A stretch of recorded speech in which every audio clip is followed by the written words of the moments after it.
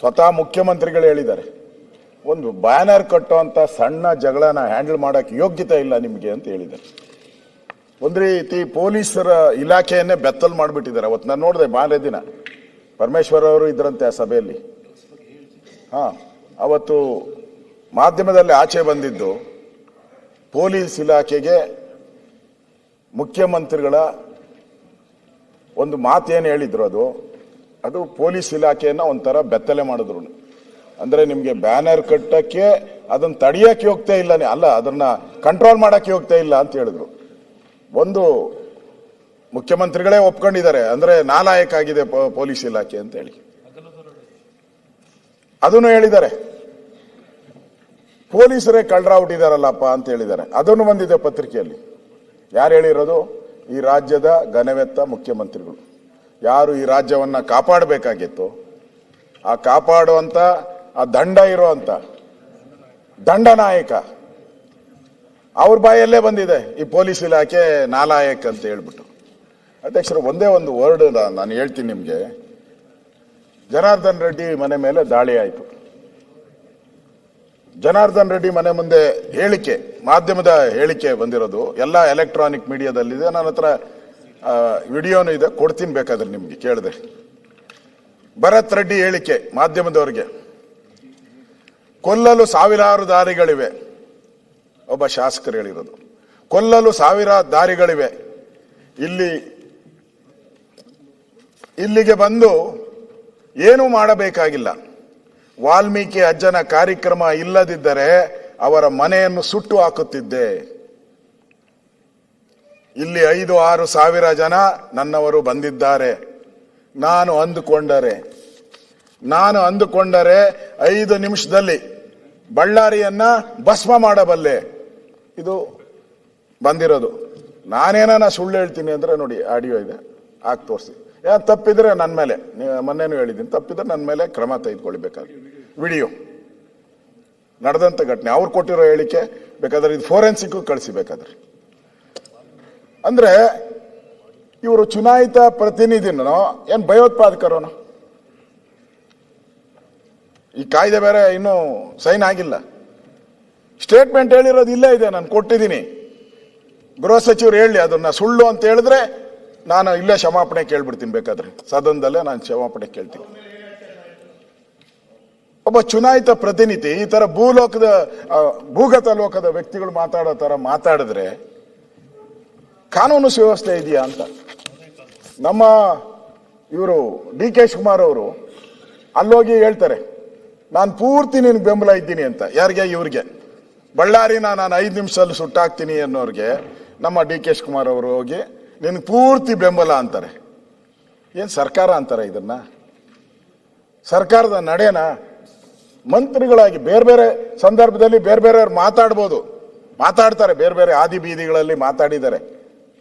ಆದರೆ ಒಬ್ಬ ಜವಾಬ್ದಾರಿ ಸಂವಿಧಾನದತ್ತವಾಗಿ ಒಂದು ಪ್ರಮಾಣ ವಚನವನ್ನ ಸ್ವೀಕಾರ ಮಾಡಿ, ನಾನು ಈ ಸಂವಿಧಾನವನ್ನ ರಕ್ಷಣೆ ಮಾಡ್ತೀನಿ ಅಂತ ಗವರ್ನರ್ ಮುಂದೆ ನಾವು ಪ್ರಮಾಣ ವಚನ ಸ್ವೀಕಾರ ಮಾಡ್ತಾರೆ. ನಾವು ಮಾಡಿಲ್ಲ. ನಾವು ಬೇಡ ಅಂದ್ರೂ ನೀವು ಬಿಡಲ್ಲ. ಪ್ರತಿ ಅಧಿವೇಶನದಲ್ಲೂ ನೀವು ನಮ್ಗೆ ಕೊಟ್ಟು ಓದಿಸಿ ಸಂವಿಧಾನ ಗೌರವ. ಇದೇನಾ ಗೌರವ? ಒಬ್ಬ ಮಂತ್ರಿ ಹೋಗಿ ನಾನು ಬೆಂಬಲ ಮಾಡ್ತೀನಿ ಅಂತ, ಯಾರು ಬಳ್ಳಾರಿನ ಸುಟ್ಟಾಕ್ತೀನಿ ಅಂದರೋ ಅವ್ರು ಬೆಂಬಲ ಮಾಡ್ತೀನಿ ಅಂತಾರೆ. ಈಗ ಗುಂಡು ಆರಿಸಿದವ್ರ ಮನೆಗೆ ಹೋಗ್ಬೇಕು, ಗುಂಡು ಬಿದ್ದವ್ರ ಮನೆಗೆ ಹೋಗ್ಬೇಕು ಪರಮೇಶ್ವರ್ ಅವರೇ? ಗುಂಡು ಏಟ್ ತಿಂದು ಯಾರು ಗುಂಡನ ದಾಳಿ ಮಾಡಿದ್ರು ಮನೆ, ಅವ್ರ ಮನೆಗೆ ಯಾರು ಹೋಗ್ಲಿಲ್ಲ. ಅವ್ರ ಮನೆಗೆ ಹೋಗ್ತಾರೆ ವರದಿ ತಗೊಳಕ್ಕೆ. ಅಂದ್ರೆ ಅಲ್ಲಿನ DYSP ಇದಾರಲ್ಲ, ಪಕ್ಕಾ ಫ್ರಾಡ್ ತರ ಮಾಡಿದಾನ. ಯಾವತ್ತು ಮೆರವಣಿಗೆ ಬಂತು 5 ನಿಮಿಷದ ಕೆಲಸ ಅದನ್ನ ತಡೆಯಕ್ಕೆ, 5 ನಿಮಿಷದ ಕೆಲಸ. ನಾನು ಹೋಗಿದ್ದೆ ಅಲ್ಲಿ ಸ್ಟ್ಯಾಚ್ಯೂ ಇರೋದಕ್ಕೂ ಜನಾರ್ದನ್ ರೆಡ್ಡಿ ಮನೆ ಇರೋದಕ್ಕೂ 1 ಕಿಲೋಮೀಟರ್ ಆಗ್ತದೆ. 1 ಕಿಲೋಮೀಟರ್ ಆಗ್ತದೆ. ಅವಶ್ಯಕತೆನೇ ಇಲ್ಲ. ಬ್ಯಾನರ್ ಎಲ್ಲಿ ಕಟ್ಬೇಕು ಅಲ್ಲಿ ಕಟ್ಬೋದು, ಇಲ್ಲ ಸುತ್ತಮುತ್ತನು ಕಟ್ಬೋದಾಯ್ತು. ಇಲ್ಲೇ ಬಂದು ಕಟ್ಬೇಕು ಅವ್ರ ಮನೆ ಬಾಗಿಲಿಗೆ ಅಂತ ಏನು ಇರಲಿಲ್ಲ. ಈ ತರ ಬ್ಯಾನರ್ ಕಟ್ಟಿದ್ದಲ್ದಿರ ನನ್ನ ಪೊಲೀಸ್ ಇದೆ, ರಿಪೋರ್ಟ್ ಅಲ್ಲೇ ಇದೆ ನನ್ನ ಹತ್ರ, ಪೊಲೀಸ್ ರಿಪೋರ್ಟು. ಯಾರು ಇವರು MLA ಭರತ್ ರೆಡ್ಡಿ ಅವರು ಪೊಲೀಸ್ ರಿಪೋರ್ಟ್ ಅಲ್ಲಿ ಪೊಲೀಸ್ ಮಹಾಜರ್ ಮಾಡಿದ್ದಾರೆ. 1,000 ಅವ್ರು ಹಾಕಿರೋದು 1,000 ಜನಗಳನ್ನ ಕರ್ಕೊಂಡ್ಬಂದು ಜನಾರ್ದನ್ ರೆಡ್ಡಿ ಮನೆ ಮೇಲೆ ಅಟ್ಯಾಕ್ ಮಾಡಿದ್ರು ಅಂತ ಪೊಲೀಸ್ ರಿಪೋರ್ಟ್ ಅಲ್ಲಿ ಇದೆ. ಪೊಲೀಸ್ ರಿಪೋರ್ಟ್ ಅಲ್ಲಿ ಕೊಟ್ಟಿದ್ದಾರೆ, ನಾನು ನೋಡಿದೆ. ಪೊಲೀಸರ ಮಹಾಜರು ಅಂತಾನೆ ಬರ್ದಿದ್ದಾರೆ, ಅದ್ರ ಪೊಲೀಸ್ ಮಹಾಜರು ಅಂತ ಬರ್ದಿದ್ದಾರೆ. ಅವ್ರ ಮೇಲೆ ಏನ್ ಕ್ರಮ ತೆಗೆದುಕೊಂಡ್ರಿ? ಏನೂ ಇಲ್ಲ. ನೀವು ಯಾರು ಗುಂಡಾರಿಸ್ತಾರೋ ಅವ್ರ ಮೇಲೆ ಇಮಿಡಿಯೇಟ್ FIR ಆಗ್ಲಿಲ್ಲ. ನೀವು ನೋಟ್ ಮಾಡಿ ಸುನೀಲ್, ಯಾರು ಗುಂಡ ಆರಿಸಿದ್ರೋ ಅವ್ರ ಮೇಲೆ ಇಮಿಡಿಯೇಟ್ FIR ಆಗ್ಲಿಲ್ಲ. ಜನಾರ್ದನ್ ರೆಡ್ಡಿ ಮೇಲೆ ಇಮಿಡಿಯೇಟ್ FIR, ಇಮಿಡಿಯೇಟ್ 1 hour ಅಲ್ಲಿ ಜನಾರ್ದನ್ ರೆಡ್ಡಿ ಶ್ರೀರಾಮುಲ್ ಮೇಲೆ ಕೊಲೆ ಆಪಾದನೆ. ನಾವು ಕೇಳಿದ್ರಿ ಗುಂಡಾರಿದ್ದೆಲ್ಲಿಂದ ಅಂತ, ಒಬ್ರು ಹೇಳಲೇ ಇಲ್ಲ. ಆ ಪೊಲೀಸ್ಗೆ ನಾನು ಫೋನ್ ಮಾಡಿದೆ, SP ಗೆ, ಯಾರನ್ನ ಸಸ್ಪೆಂಡ್ ಮಾಡಿದ್ರಲ್ಲ SP ಗೆ ನಾನು ಫೋನ್ ಮಾಡಿದೆ ಅಂತ. ಅವ್ರು ಹೇಳಿದ್ರು ನಿಜ ಸಂಗತಿ ಏನಾಗಿದೆ ಅನ್ನೋದನ್ನ ನನಗೆ ಹೇಳಿದ್ರು. ಅವರು ನಿಜ ಸಂಗತಿ ಏನಾಗಿದೆ ಅನ್ನೋದನ್ನ ಹೇಳಿದ್ರು. ಈ ತರ ಗುಂಡು ಇಲ್ಲಿಂದ ಹಾರಿದೆ ಸರ್, ಅವರು ಕಾಲೇನೋ ಸಾಕ್ಸ್ ಇದು ಶೂ ಇಟ್ಕೊಂಡಿರ್ತಾರಂತೆ, ಆತರ ಹಿಂಗೆ ಹೇಳೋದು ಹತ್ತಿದ ತಕ್ಷಣನೇ ಅದು ಫೈರ್ ಆಯ್ತು ಸರ್, ಗುಂಡಾರಿ ಅವರು ಕಾಂಗ್ರೆಸ್ ಕಾರ್ಯಕರ್ತ ಸತ್ತೋದ ಅಂತ. ಅದನ್ನ ಹೇಳಕ್ಕೆ 3 days ತಗೊಂಡಿದ್ದಾರೆ. ಗುಂಡು ಹಾರಿರೋದನ್ನ ಯಾರು ಅಂತ ಹೇಳಕ್ಕೆ 3 days. ಅದಕ್ಕೆ ಮುಂಚೆ ನಮ್ಮ ಈ ಮಾಧ್ಯಮದವ್ರು ಇದಾರಲ್ಲ, ಬೆಳಗ್ಗೆನೆ ಹಾಕ್ಬಿಟ್ಟು ತೋರಿಸ್ತರು. ಟಪ್ ಅನ್ನೋದು ಅದು ಅವನ್ ಸಾಯೋದು, ಬಿದೋಗೋದು. ಬೆಳಗ್ಗೆಯಿಂದ ನೋಡಿ 1,000 ಸರಿ ನೋಡ್ಬಿಟ್ಟಿದ್ದೀರಿ, ಎಲ್ಲಾ ಮಾಧ್ಯಮದಲ್ಲೂ ಬಂದ್ಬಿಟ್ಟಿದೆ. ಪೊಲೀಸರು ಕಣ್ಣೇ ಕಾಣಿಸಲ್ಲ. ಯಾಕಪ್ಪ ಹಿಂಗ್ ಸುಳ್ಳಾಗ್ತಾ ಇದ್ದೀರಾ ಅಂತ ಮಾಧ್ಯಮದವ್ರನ್ನೂ ಕೇಳಿಲ್ಲ. 3 ದಿನ ಆದ್ಮೇಲೆ ಹೇಳಿದ್ರು ಗುಂಡು ಅಚಾನಕ್ ಆಗಿ ಹಾರ್ಬಿಡ್ತಂತೆ. ಅಚಾನಕ್ ಹಾರಿದ್ರೆ ಜನಾರ್ದನ್ ರೆಡ್ಡಿ ಮನೆ ಮೇಲೆ ಯಾಕೆ ಹಾರ್ಬೇಕಾಯ್ತು ಗುಂಡು? ಅವ್ರ ಮನೆ ಗ್ಲಾಸ್ಗಳಿಗೆಲ್ಲ ಹಾರೈತೆ, ಯಾಕೆ ಹಾರ್ಬೇಕಾಯ್ತು? ಇದೆಲ್ಲ ಪೂರ್ವ ಯೋಜಿತ ಅಂತ ಹೇಳ್ತತೆ. ಇಲ್ಲಿ ನೋಡಿ ಪಿಸ್ತೂಲ್ಗಳು, ಅಧ್ಯಕ್ಷರ ನಿಮ್ ಕೈ ಸಾಕ್ಷಿ, ಅವ್ರಿಗಿನ್ನೂ ನಮ್ಮ ಪೊಲೀಸವ್ರಿಗೆ ಸಿಕ್ಕೇ ಇಲ್ಲ. ನೋಡಿ ಪಿಸ್ತೂಲ್ಗಳು ಇಟ್ಕೊಂಡಿರೋದು, ನಿಮ್ಗೆ ಕೊಡ್ತೀನಿ ತೋರಿಸಬೇಕಾದ್ರೆ. ಪಿಸ್ತೂಲ್ಗಳು ಕೈಯಲ್ಲಿ ಇಟ್ಕೊಂಡಿರೋ, ಆರಾಮ್ಸೆ ಫೋಟೋಗ್ರಾಫಲ್ಲಿ ಬಂದಿದೆ. ಅವತ್ತೇ ಬೆಳಗ್ಗೆನೆ ಪ್ರೆಸ್ ಅವ್ರು ರಿಲೀಸ್ ಮಾಡ್ಬಿಟ್ಟವ್ರಿ.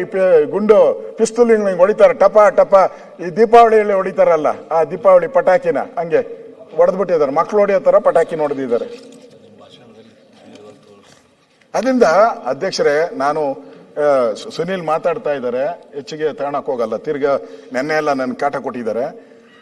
ನಾನು ಹೇಳೋ ಅಂಥದ್ದು, ಈ ಒಬ್ಬ ಶಾಸಕನ ಮೇಲೆ ಇವತ್ತು ಜನಾರ್ದನ್ ರೆಡ್ಡಿ ಮೇಲೆ ಆಗಿರ್ಬೋದು, ನಾಳೆ ಇನ್ನೊಬ್ಬರ ಮೇಲೆ ಆಗ್ಬೋದು. ಇದೇ ಅಧಿವೇಶನದಲ್ಲಿ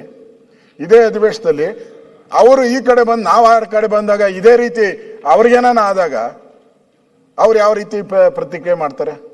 ಅದಾಗಬಾರ್ದು, ಯಾರಿಗೂ ಆಗ್ಬಾರ್ದು. ಗೂಂಡಾಗಿರಿ ಯಾರು ಮಾಡಬಾರ್ದು ಅನ್ನೋದೇ ನಂದು. ಇದು ಜನಾರ್ದನ್ ರೆಡ್ಡಿ ಅವ್ರದ್ದು ಫೇರ್, ಕಣ್ಣಿಗೆ ಕಾಣೋ ರೀತಿ ಇರುವಂತ ಕೇಸ್. ಇದು ಎಲ್ಲ ದಾಳಿ ಮಾಡಿರೋದು, ಅಟ್ಯಾಕ್ ಮಾಡಿರೋದು ಎಲ್ಲನೂ ಕೂಡ ಕಣ್ಣಿಗೆ ಕಾಣೋ ರೀತಿ. ಆದ್ರೆ ಇದುವರೆಗೂ ಯಾರು ಮೇನ್ ಇದ್ದಾರೆ ಅವ್ರನ್ನ ಇದುವರೆಗೂ ಬಂಧಿಸೇ ಇಲ್ಲ, ಯಾರನ್ನೂ ಬಂಧಿಸಿಲ್ಲ. ಯಾರೋ ಗನ್ಮ್ಯಾನ್, ಅವನ್ನ ನಾನು ಕೇಳಿದೆ, ಪೊಲೀಸವ್ರನ್ನ, ಪರಮೇಶ್ವರ್ ಅವರೇ ಕೇಳಿದೆ, ನಾನು ಏನ್ ಮಾಡಿದ್ರಿ ಅಂತ. ಅವ್ರು ಹೇಳಿದೆ, ಸರ್ ಆ ಗನ್ಗಳನ್ನ ಕರೆದ್ರಿ, ಅವ್ರನ್ನ ಗನ್ಗಳು ಇಟ್ಕೊಂಡಿದ್ದೀರಿ ಸರ್ ಅಂತಂದ್ರು. ಗನ್ಗಳು ಇಟ್ಕೊಂಡಿದ್ದೀನಿ ಅಂದ್ರು. ಪೊಲೀಸರು ಅಂದ್ರೆ ಹಿಂಗೇನಾ? ಯಾರು ಬುಲೆಟ್ ಹಾರಿಸ್ತಾ ಅವ್ನ್ ಬೆಳಗ್ಗೆ ಕರೆದ್ಬಿಟ್ಟು ಸ್ವಲ್ಪ ನಿನ್ ಗನ್ಗಳು ಕೊಟ್ಟು ಹೋಗಪ್ಪ ಅಂತ ಇಸ್ಕೊಂಡವ್ರೆ. ಬಂಧಿಸೇ ಇಲ್ಲ. ಇಷ್ಟೆಲ್ಲ ಮಾಧ್ಯಮದಲ್ಲಿ ಬಂದು ಅವ್ನು ಬಂಧಿಸೇ ಇಲ್ಲ ಅಂದ್ರೆ ಯಾರ ಒತ್ತಡ ಇದೆ? ಸರ್ಕಾರದ ಒತ್ತಡ ಇಲ್ಲ ಅಂತಂದ್ರೆ, ಸರ್ಕಾರದ ಇನ್ಫ್ಲೂಯೆನ್ಸ್ ಇಲ್ಲ ಅಂತ ಹೇಳಿದ್ರೆ ಇಲ್ಲಿ ಅವನ್ನ ಯಾಕೆ ಬಂಧಿಸಿಲ್ಲ? ಅವನು ಓಡೋಗಕ್ಕೆ ಯಾಕೆ ಬಿಟ್ರು? ಸತ್ತಿದ್ದಾನೆ ಒಬ್ಬ.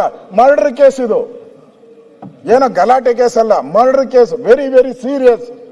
ಪೊಲೀಸ್ ಇಲಾಖೆಯಲ್ಲಿ ಬೇರೆ ಎಲ್ಲಾ ಕೇಸ್ಗಳು ಬೇರೆ ತರ ನೋಡಿದ್ರು, ಮರ್ಡರ್ ಕೇಸ್ನ ಯಾವುದೇ ರೀತಿ ಚ್ಯುತಿ ಬರ್ದಂಗೆ ನೋಡುವಂಥದ್ದು ಪೊಲೀಸ್ ಇಲಾಖೆ. ಆದ್ರೆ ಇದರಲ್ಲೇ ದಾರಿ ತಪ್ಪಿದ್ದಾರೆ ಇವರು.